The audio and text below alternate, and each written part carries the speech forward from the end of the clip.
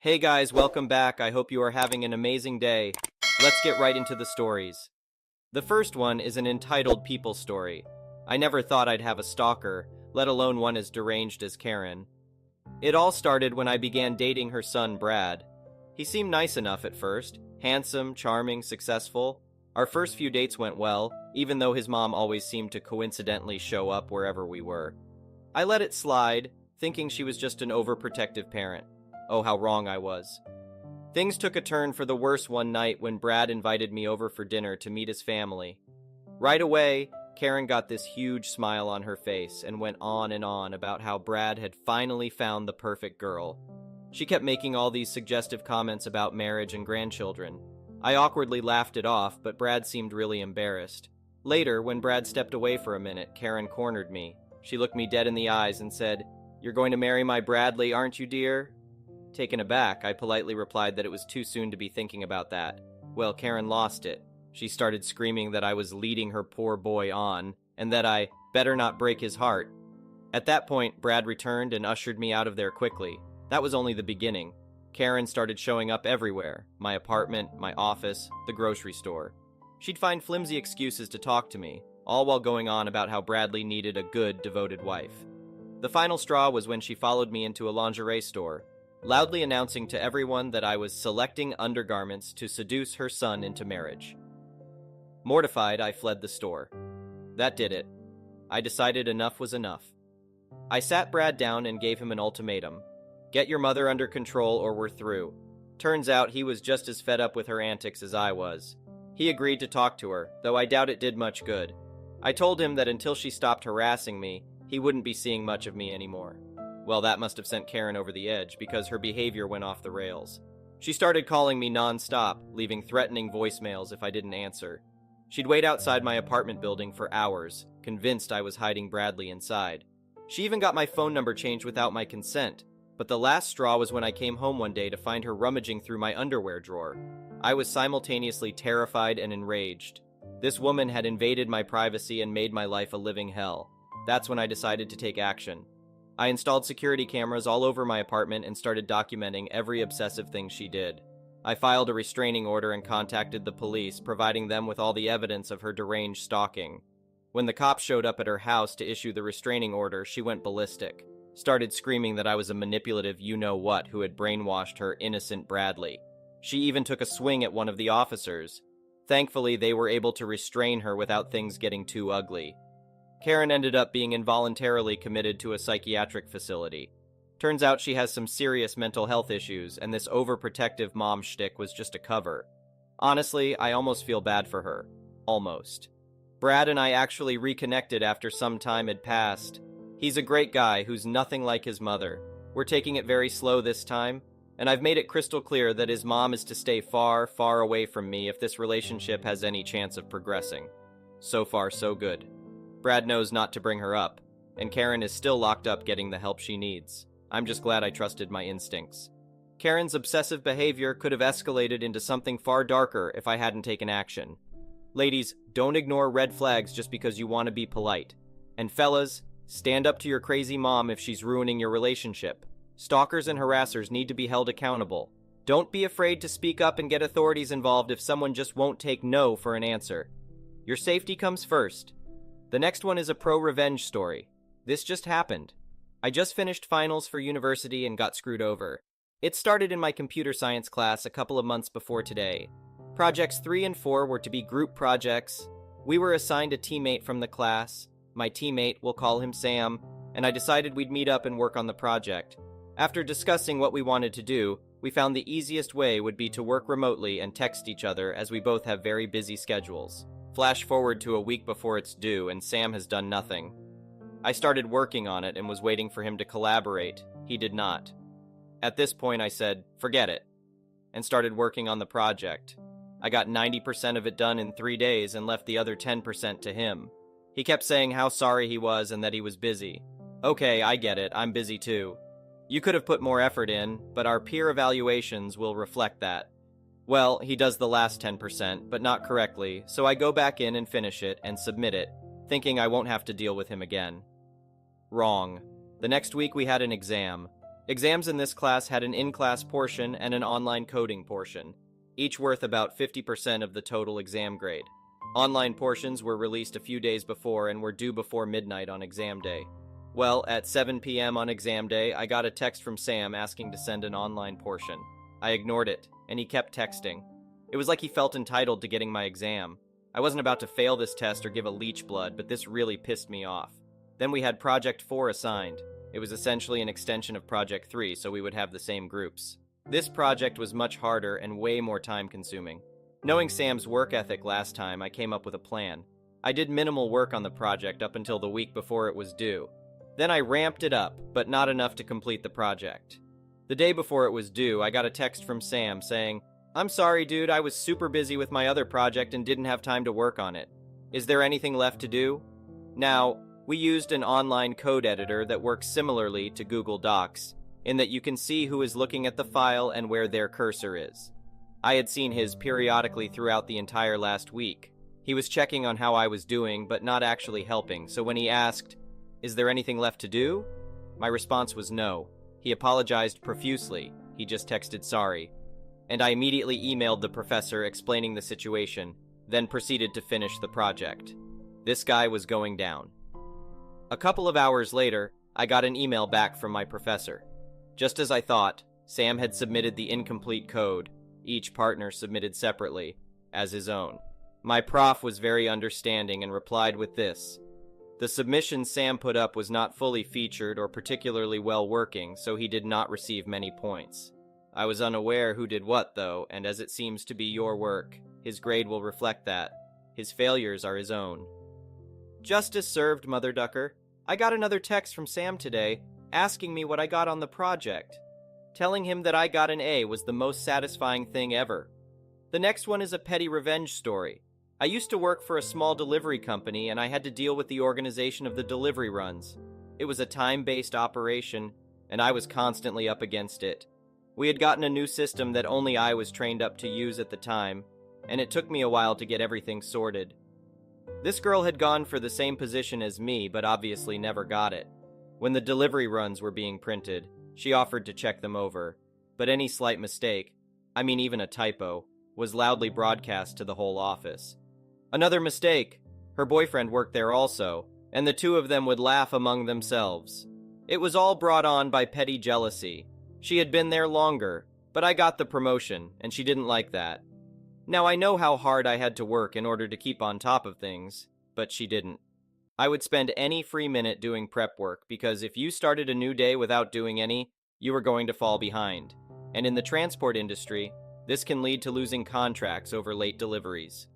I had a week's holiday due, and she was to cover my work. She was making it seem like it was no big deal and she would breeze through it, so I offered no help and instead planned my petty revenge.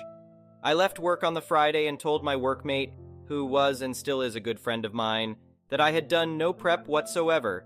This girl would have to come in and start afresh. My friend called me on the Friday of my annual leave laughing.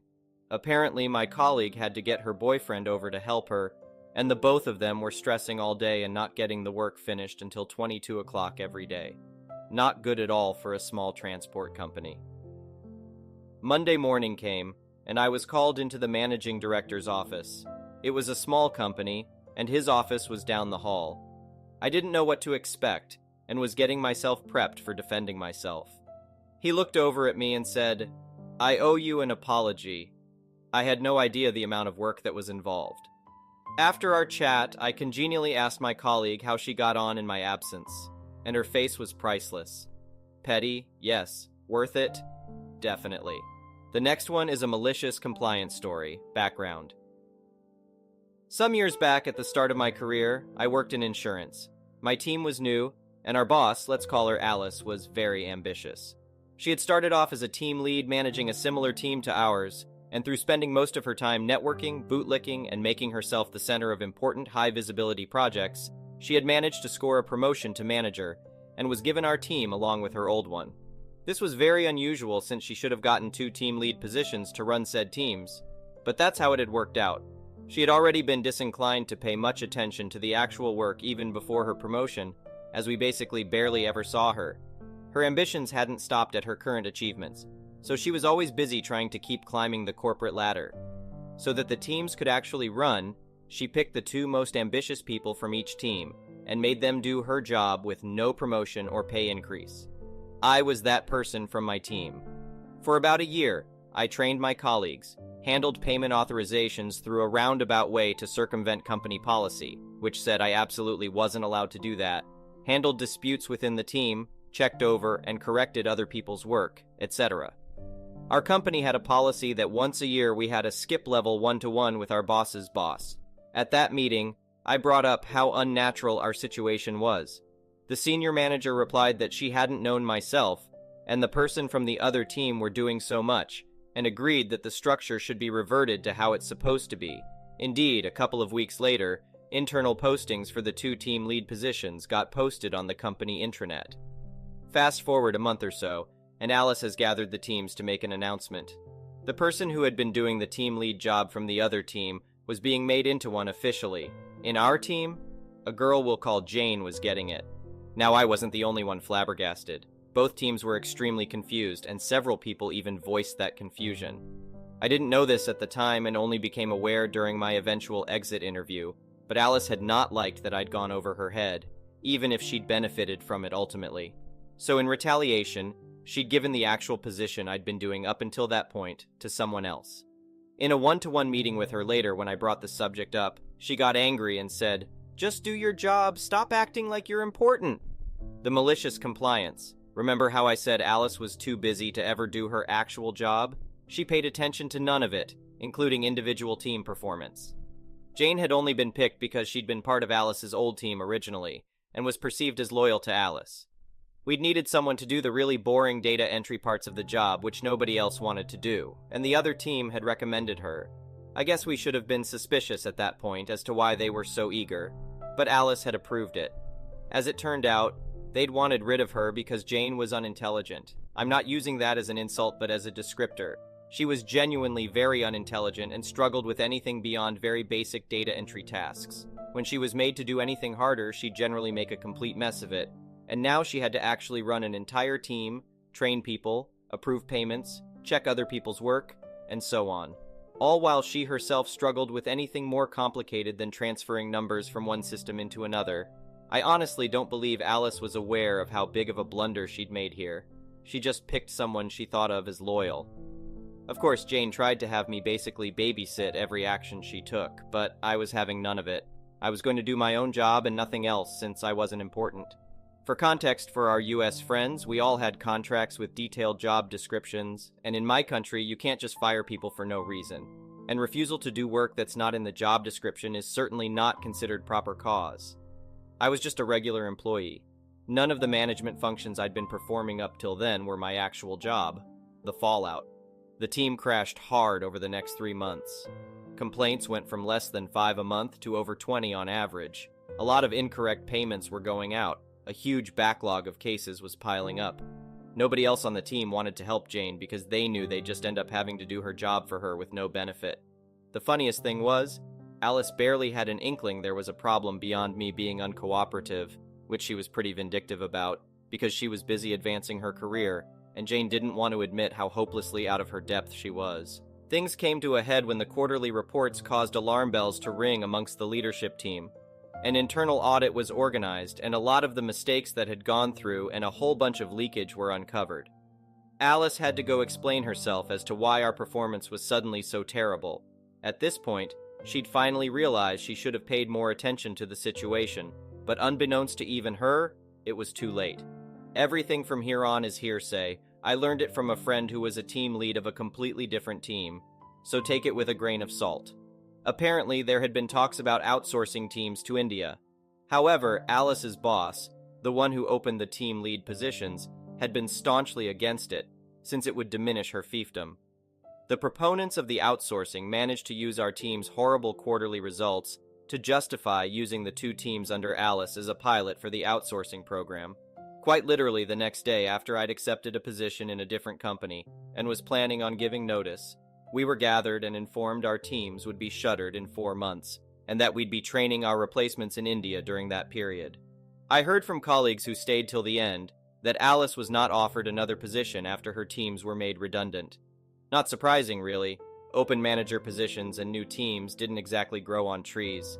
Sadly, the pilot was considered a success, which honestly I personally find somewhat dubious, but the Indian Center was certainly a lot cheaper than us. And I learned via LinkedIn about a year and a half later that the entire department had been shuttered. So realistically, the whole thing was probably inevitable, but at the very least, Alice could have bought herself an extra year if she'd cared a bit more. The next one is an entitled people story. As the title says, last week, I kicked what I thought was a good friend out of my house because I can no longer handle her antics. Just want to write it here just to de-stress and deal with the grief of losing a friend. Kendall, 25F, and I met in university in 2016. We studied different majors but were from the same department, so we shared many classes together and bonded over our passion for gaming and memes. Upon graduation, Kendall moved back to her hometown due to COVID and found a job there. We kept in touch online through Instagram. About 3 years later, Kendall told me she found a better paying job in the city, so she's planning to move out from her parents' place. When I asked her about her plans for her accommodations, she replied with, "That's the thing. I was going to ask if you have an extra bedroom that I could move into." For context, I have inherited an apartment from my late grandfather, which is a nice 3-bedroom, 2-bath near the city center, last year in January. I currently live alone there since it is closer to my workplace and has all the convenience of public transport.